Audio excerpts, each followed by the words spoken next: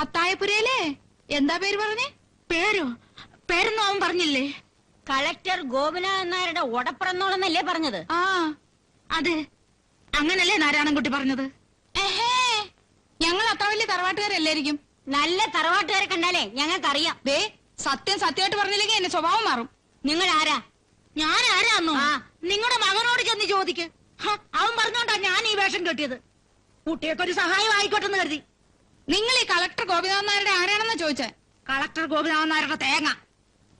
എനിക്ക് ആ ശ്രീദേവി ടീച്ചറിന്റെ ബാലവാടിയിൽ ഉപ്പാവ് ഉണ്ടാക്കലാ ജോലി. എന്റെ കൃഷ്ണ ഗുരുവായൂർ. ഉപ്പുമാവോ? നമ്മൾ രണ്ടുപേരും കൂടി ഇപ്പൊ അങ്ങോട്ട് ഒരുമിച്ച് കയറി ചെന്ന ആകെ സംശയവും. ശ്രീദേവി പ്രസാദായിട്ട് ആദ്യം പൊക്കോ, കുറച്ച് കഴിഞ്ഞ് ഒന്നും അറിയാത്ത പോലെ ഞാൻ അങ്ങെത്തിക്കൊള്ളാം. എനിക്ക് വയ്യ ഇങ്ങനെ കള്ളത്തരം കാണിക്കാൻ.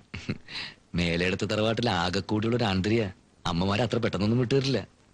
ചെല്ലേ.